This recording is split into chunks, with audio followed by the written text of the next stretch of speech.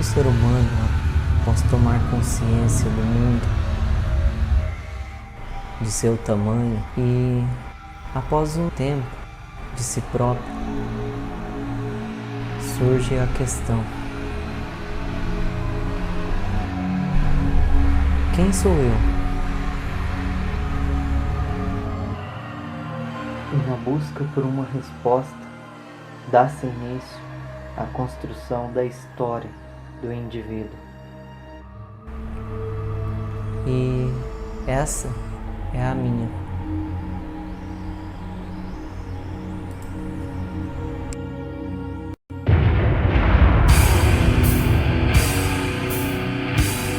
Tudo começou. Sabe que, sendo sincero, não sei o tempo exato. Porém, só posso dizer que começou quando tomei consciência de que eu não sabia quem eu era.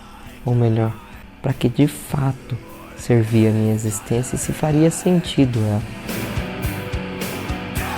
E foi nessa crise existencial que resolvi escrever um livro.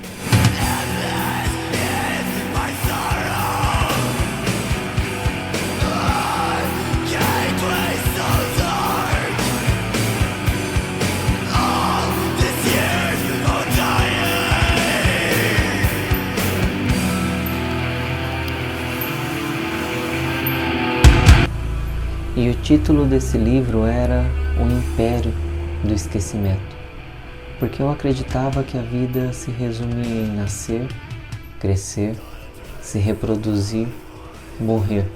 E passada 2 ou 3 gerações, nós cairíamos no esquecimento. Não restaria mais nada daquilo que você foi, que você fez, o que você era. Tudo foi perdendo a cor. Ainda que por lógica ou matemática ou pela física explicassem e experimentalmente provasse e esclarecesse quase todas as questões que se levantavam, ainda algo dentro de mim lutava para que eu prosseguisse em buscar, estudar, ler e pôr à prova. Tudo que eu ouvia, via, tocava e ainda assim eu desconfiava.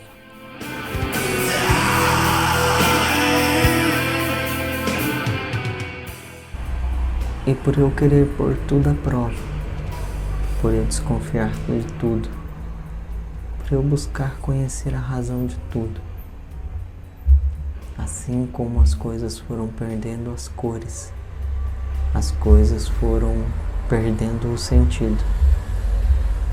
E houve um período em que o meu único desejo era ficar deitado, olhando para o alto, esperando o tempo passar.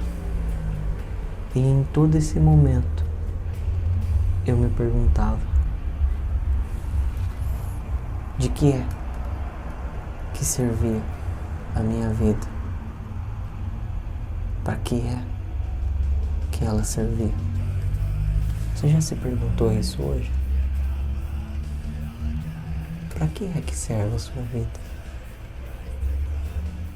E como se essa já fosse uma questão comum, como que se o mundo já houvesse perdido as cores, tudo houvesse perdido o sentido, os meus sentimentos, as minhas emoções, elas foram ficando dia após dia frias e calculistas. Já não havia mais graça em nada. Não havia cor em nada. Não havia sentido. E eu continuava me perguntando: por que é que eu existo? E você ainda está se perguntando por que é que você existe? E passado o tempo, eu vivendo dessa forma, acreditando em tais coisas, eu comecei a buscar na ciência, nos estudos, nas pesquisas, o que de fato explicaria quem eu era, o que eu poderia ser. Eu fui descobrindo que quanto mais eu mergulhava, mas eu tinha plena convicção de que todos nós estávamos jogados no universo ao acaso, por uma simples e mera coincidência, por um simples fator desconhecido, e que as crenças humanas nada mais passariam do que tão somente uma explicação criada pelo homem, porque quando nos deparamos com este escuro, caminhando sem saber para onde vamos, qual caminho tomar, ninguém quer aceitar. E dia após dia tudo foi ficando mais difícil. Olhar para o alto, observar as estrelas, caminhar na rua, imaginar todas as coisas acontecendo de modo físico, reações químicas. E quando eu tomei consciência de quem eu era, aonde eu estava, quem era a minha família, quem era eu, após o mundo inteiro ter perdido sentido, eu comecei a questionar a fé, olhando todas as injustiças que havia debaixo do céu. Eu comecei a me perguntar, será que realmente Deus existe? Porque qual sentido faz deixar com que a humanidade chegue ao ponto ao qual chegou? Qual o sentido de um Deus que criou todas as coisas para deixar com que elas pegassem fogo, com que elas se matassem, com que elas empilhassem homens e mulheres e crianças como se fosse lixo, como se fosse um nada? Eu comecei a me sentir um lixo, um nada, um ninguém. E talvez como que uma metamorfose, eu comecei a pensar que eu era uma barata, pequena, esquecida, odiada, e que eu era nojento, de que eu não valia nada, não tinha sentido existir. Numa noite, subi a minha beliche,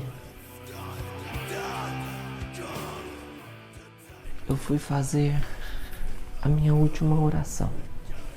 Até então eu não sabia que aquela seria a minha última oração. Eu falei: Pai nosso que estás no céu, santificado seja o teu nome, venha a nós o teu reino. Faça-te a tua vontade na terra como no céu. Aí eu parei e disse comigo mesmo: quer saber, Deus? De hoje em diante, o Senhor não existe para mim. Nem o Senhor, nem os anjos, nem demônios, nem nada. A partir de hoje, não há nada que exista para mim. Levantei no outro dia, peguei todas as imagens que havia na minha casa, Bíblia, joguei fora, rasguei, atei fogo. E foram longos anos assim, sabendo de que eu havia matado Deus. Você já matou Deus hoje? Em suas ações, em seu pensamento? Porque eu matei Deus naquele momento.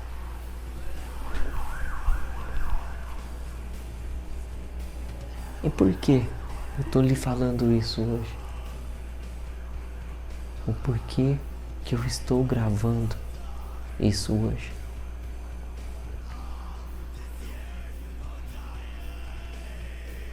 Deus estava morto.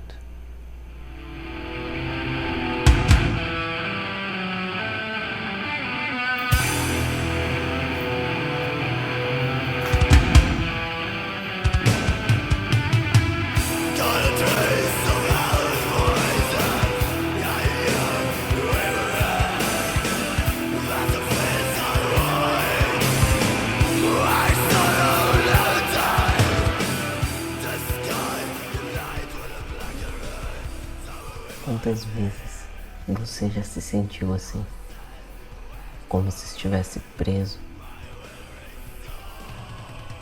como se os agrilhões estivessem sobre os seus pulsos, sobre os seus pés? Você está imobilizado.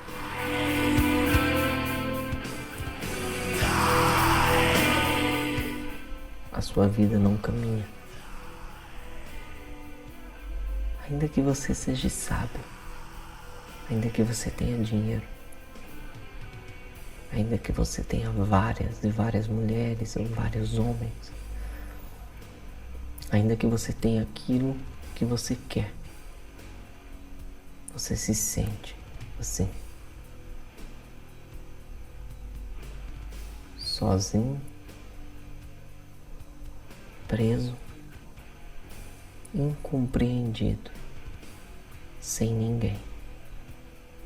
O mundo não faz sentido. Tudo que acontece nele não faz sentido. Você começa a observar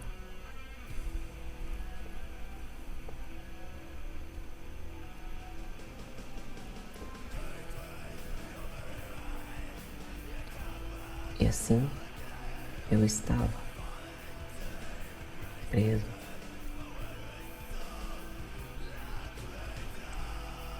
Eu preferi estar sozinho do que com alguém ao meu lado.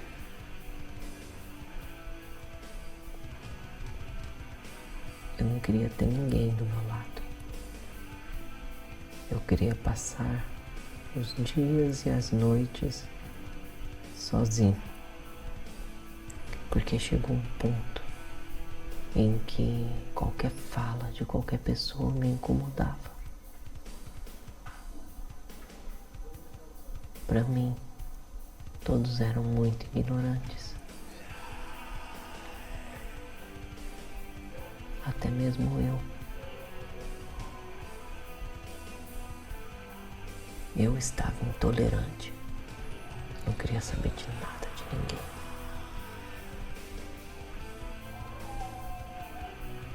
Aí veio o pensamento.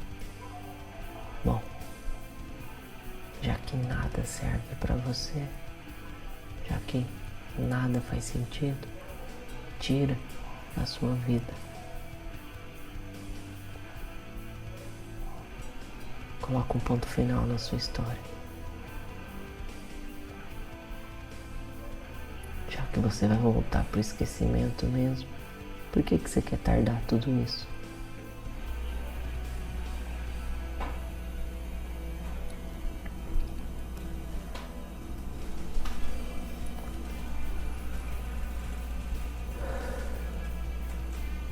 Eu fiquei com isso em mente vários dias, várias noites, meses, anos. Eu sei que em algum momento você já teve esse pensamento. Seja sincero, não seja hipócrita.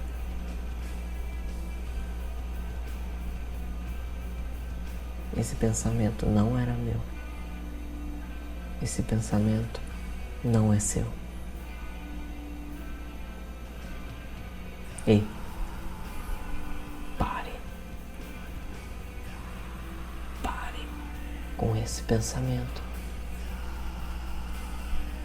Você vai entender o porquê que você está atrás das grades. Muitas das vezes a prisão está fácil.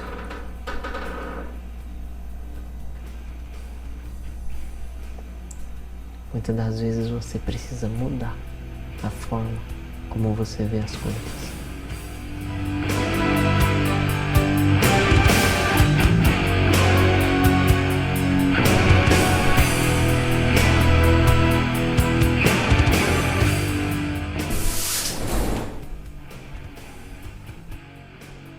Às vezes é preciso removermos as máscaras que estão sob os nossos olhos. É preciso aprendermos a ver as coisas de uma outra forma. Mas o que eu vou lhe dizer agora é algo que eu tenho certeza que no momento em que eu decretei que Deus estava morto, Ele queria que eu chegasse aqui hoje para que eu lhe dissesse: hoje eu tenho projetos e planos diferentes, aos quais ainda não chegou ao teu coração, aos quais ainda não chegou à tua mente. E todas as vezes que alguém me parava para falar de Deus, eu ficava nervoso. Eu não gostava, eu não queria saber, eu não me importava. E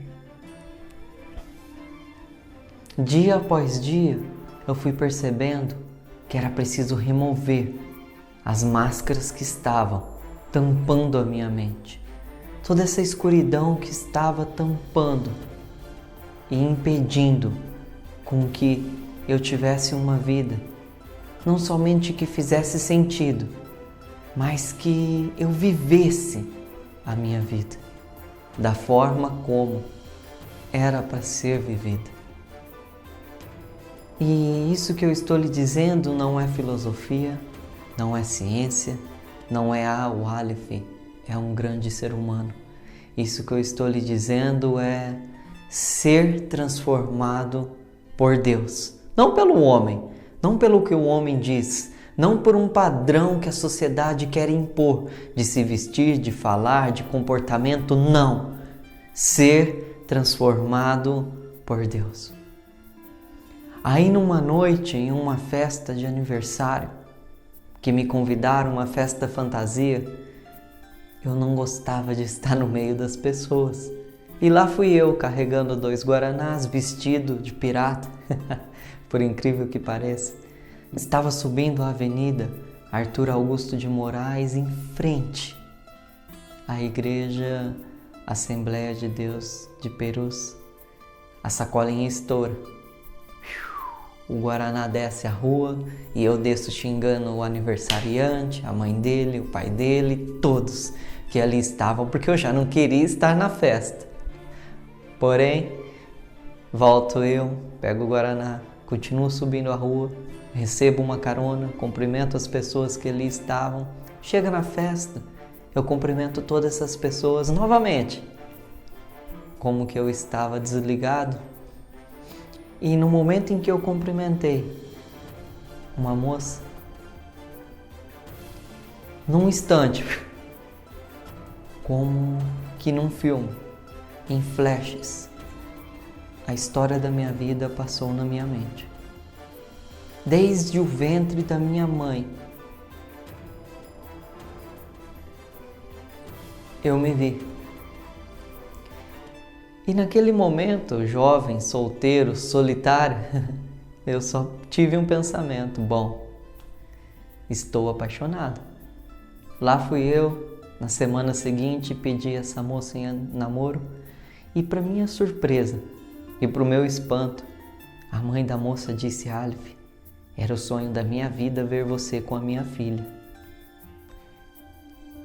Aí eu fiquei sem reação, começamos um namoro, não deu certo. Num dia de conversa, o pai dela disse: olha, para você namorar com a minha filha, você terá de ir à igreja conosco. E aí eu comecei a ir à igreja para poder namorar a filha. E imaginem vocês, um ateu numa igreja. Aí começa o louvor, começa a palavra, porém eu percebia que tinha algo diferente. Pois todo dia de culto era ensinado a origem de uma palavra, como que funcionava, como que era o período bíblico, as transformações que a humanidade sofreu ao longo da história, como que a palavra foi conservada, e ali estava eu, nesse meio. Até que numa noite o pai da moça me chamou e falou: olha, você é uma grande pessoa, porém eu vejo que você não é um homem que vai continuar com a minha filha ao longo da vida. Mas eu tenho certeza que Deus tinha um propósito com isso. E aí eu, como ateu, eu fiquei me perguntando que propósito pode ter Deus comigo? Logo eu, que disse: o Senhor está morto, vivi de forma desordenada, sem ao mesmo querer saber o que, porquê, para quê das coisas. Terminamos o namoro, os amigos continuaram me chamando para ir à igreja. Aí num dia de culto de jovens, uma pessoa estava louvando, né? Um momento ali que a igreja todos começam a cantar e eu com os olhos fechados pensando: o que eu estou fazendo aqui? O que eu estou fazendo aqui? E num lapso de tempo, como se alguém pegasse as minhas mãos e abrisse os meus olhos, eu via na minha frente uma única pessoa. E eu peguei e me retirei da igreja porque, em sã consciência, ainda que eu não cresce, eu comecei a dizer a mim mesmo: bom, eu não posso ser hipócrita como aos que dizem que creem e levam a palavra e levam a vida deles de modo desordenado, dando um mau testemunho.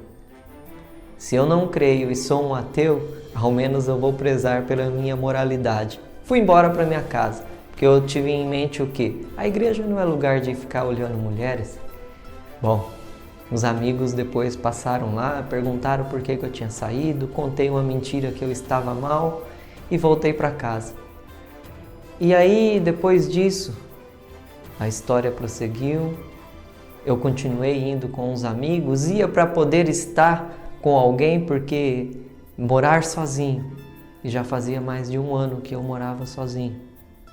Estar sozinho, pensar sozinho e viver nesse clima de solidão fez com que a venda dos meus olhos caísse. Porque eu percebi de que Deus, Ele não habita em templos feitos pelas mãos humanas. Por incrível que pareça, as pessoas que nos falam de Deus são pessoas tão somente as quais também querem realizar a vontade dele. Porém, na totalidade, na plenitude, nós não o conhecemos.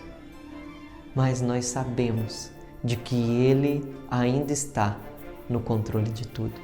Ainda que você tenha e eu tenha uma escama, um cisco no meu olho que me impeça de ver aquilo que ele deseja, ainda assim é ele quem está ali.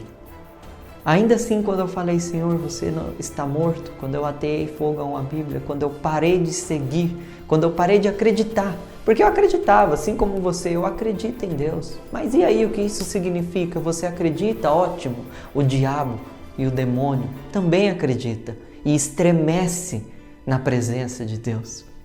Somos como ele, nós acreditamos, nós tememos, mas e aí? O que você vai fazer com isso? O que eu vou fazer com isso? Essa é a pergunta. Isso é o que Deus queria que eu me perguntasse. E ali no meu quarto, no escuro, sozinho, o Senhor, naquele dia, naquele aniversário, me deu a visão de que Ele disse: eu te chamei e eu te conheço desde o ventre da tua mãe.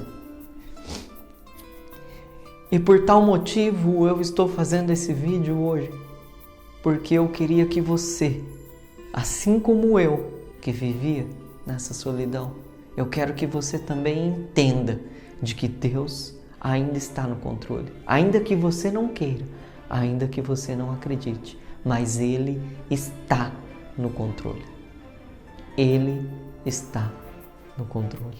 E por incrível que pareça, Ele te ama. Você pode não querer, mas Ele te ama.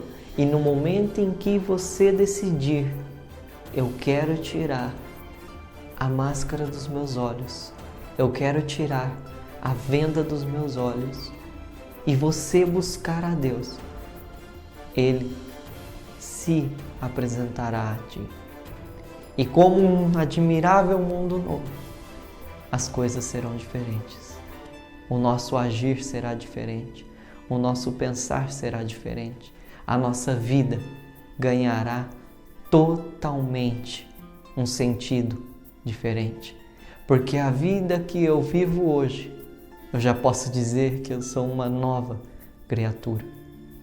Tudo aquilo que aconteceu comigo antes, até aquele momento em que eu cheguei a um ponto em que no meu quarto eu falei, olha, sozinho, falei, Deus, se o Senhor verdadeiramente existe, mostra para mim. E eu havia levado o currículo em algumas empresas e havia uma empresa que há mais de 40 dias não me ligava. Eu falei, Senhor, é simples, já que você é Deus, faz assim com que o meu telefone toca. E aí um amigo tinha aberto uma empresa e eu havia perguntado a ele se ele teria uma vaga. Ele falou, olha, Aleph, não tenho prata, não tenho ouro, mas o que eu tenho no meu coração eu te dou. Vem aqui que a gente pode de repente dividir o dia, fazer alguma coisa de alguma forma, porque o movimento na empresa estava pouco. Aí lá fui eu. E naquele dia, após o almoço, assim, meu telefone tocou. Senhor Aleph, sim, sou eu. Bom, aqui nós somos da empresa tal e gostaríamos de dizer que o seu perfil, achamos o seu currículo aqui, ele bate perfeitamente com a vaga que temos hoje. Você quer? Espanto. Naquele momento, eu fiquei quieto. Não, obrigado. Desliguei. Olhei para o alto. Falei, bom, coincidência, né? Meu currículo estava lá, apareceu uma vaga. E aí, cheguei em casa, deitei à noite, sozinho, ainda morando sozinho. E eu lembrei do que eu havia dito de manhã. Eu falei, Deus, se o Senhor existe, faça assim, como num passe de mágica, que o meu telefone toca. E aí, dia após dia, Deus foi me mostrando quem Ele é e que Ele estava presente comigo aonde quer que eu fosse, desde que eu quisesse. Não esperando com que as pessoas à minha volta fizessem o que eu quisesse, porque isso não acontece. Saia dessa ilusão de que todos têm que te agradar. Saia desse mundo falso de que todos são perfeitos, de que todos têm que seguir uma etiqueta, de que tal pessoa é tal pessoa. Tire essa venda dos seus olhos. Ninguém tem que ser nada do que a gente quer. As pessoas precisam parar de querer ser algo para verdadeiramente se transformar e ser aquilo, o que Deus deseja que elas sejam. Se você me perguntar hoje, Aleph, quem você é? Eu vou lhe dizer, muito prazer, eu sou Aleph Ambrosio. Sabe o que a Bíblia nos fala sobre isso? Que haviam pessoas que, vendo que o apóstolo Paulo pregava, expulsava demônios e efetuava a cura, e vendo também Pedro, João e Tiago fazendo maravilhas, as pessoas falaram, é só dizer eu acredito em Deus e no Senhor Jesus Cristo, vamos lá também, vamos expulsar esse demônio, vamos fazer a obra. Aí um dia são envergonhados e apanham. Você percebe? Não é só dizer, não é só falar, é dar o seu testemunho, é ser transformado no seu interior, em quem você é. A primeira transformação que ocorre, ela ocorre em nós. E é isso que o Pai desejava comigo. E é isso que o Pai deseja contigo. Trazer uma transformação em você. Porque a preocupação hoje do Pai é você, é o seu interior, é a sua vida, é o rumo que você quer dar a ela. Por isso que Jesus, Ele é tão maravilhoso. A palavra em Gálatas vai dizer que hoje o nosso espírito clama, Abba, Pai. Por adoção, nós chamamos Deus de Paizinho. Porque até então a lei, ela foi concedida para que levasse o povo até o dia da manifestação de Deus na terra, na figura de homem, na carne, na pessoa de Jesus Cristo, para que na carne, essa mesma qual a gente sofre, Ele condenasse o pecado. E sabe o que tem de mais maravilhoso nisso? Um termo jurídico que se chama tutor. A lei era tutor das pessoas as quais Deus havia escolhido para ser o seu povo. Aquele povo Deus escolheu para ser o seu povo. E na cruz do Calvário, Jesus Cristo clamou: Pai, eu entrego o meu espírito. Está consumado. E sabe o que tem de mais maravilhoso nesse termo jurídico de tutor? Se talvez você é uma pessoa adotada, se você perdeu um lar, você sabe o que isso significa. Assim, quando você está sozinho, quando você não tem ninguém, você não tem família, você é rejeitado, você é excluído, e uma família te abraça, e uma família pega você no colo e fala: esse é meu filho, ainda que você saiba que você não foi gerado do ventre daquela mãe, você não foi gerado da relação do pai. Porém, você sabe que o amor incondicional daquelas pessoas que te adotaram estão ali. E aí você fala: bom, eu sou adotivo, mas ainda assim eu posso dizer papaizinho para aquele que está do meu lado. Aí, meu querido, o que eu quero te dizer? Que a lei caiu quando Jesus disse: está consumado, porque a lei era o tutor e naquele momento Cristo decretou a autonomia à humanidade. Cristo decretou aquilo que no termo jurídico se chama cessão de tutela. Ele disse: olha, todos vocês que creem em mim, vocês não precisam mais que ninguém te ensine nada. Você não precisa mais com que o homem fica no seu pé, faça isso, faça aquilo. Não, ouça a minha voz. Eu deixarei a vocês o meu Espírito, a saber, o Espírito Santo, que clama por vocês, que lhe dará entendimento, porém peça, porém bata, porém busque, porém ame e me respeite, que eu serei contigo, que eu estou contigo. E foi isso, e foi essa venda que caiu dos meus olhos que fez eu entender com que hoje eu sou livre. Você é chamado por Deus para ser livre, para fazer parte da família dos céus e principalmente para que na sua vida haja o amor e a alegria qual surge do Pai e principalmente para que o contentamento com o ter e com o não ter haja no seu ser, para que você seja sábio, inteligente, formado, livre e de que de forma alguma você retorne ao passado e que de forma alguma você retorne à vida velha, à vã maneira de viver, porque o Pai nos concede uma nova vida. Seja transformado pelo poder de Cristo. Busque a Deus no seu quarto, na sua casa, ore ao Pai. Leia a palavra do Senhor, pesquise e estude sim, porque Deus, no momento certo, falará contigo. Essa é a minha história. Eu queria compartilhar com vocês como foi que um ateu foi transformado pelo poder de Deus. E não pelo poder de Deus, pela interferência humana, pelo poder de Deus, pelo mover do amor a qual há nessa família chamada a família de Cristo. E não estou falando do cristianismo, não estou falando dos evangélicos, não estou falando dos crentes, eu não estou falando de religião, eu estou falando do Pai. Porque o Pai não é uma religião, o Pai não é um cristianismo, o Pai não é o evangélico, o Pai é. E ponto. O Pai somente é. Aí você vai dizer: nossa, Aleph, como assim?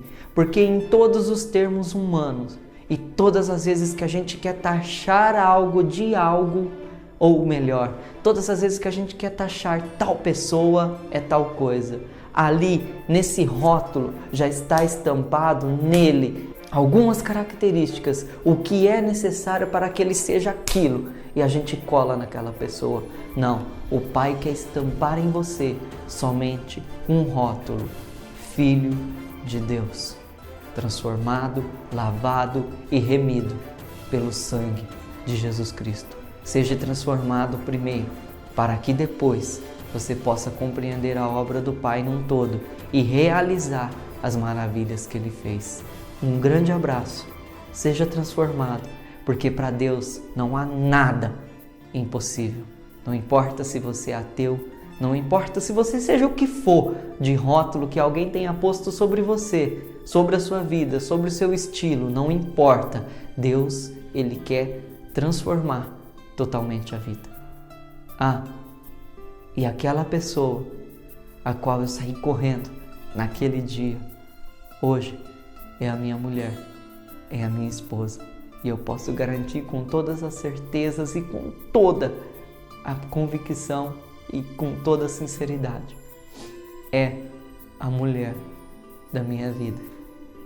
Naquele momento eu não entendi, porém o Senhor já havia dito: essa será a tua esposa. E aí, ainda continuaremos questionando a autoridade de Deus? Ou buscaremos entender quais são os seus princípios e valores? Quais são os desígnios do coração do Pai? Porque enganoso é o coração do homem, mas justo e fiel é o Pai.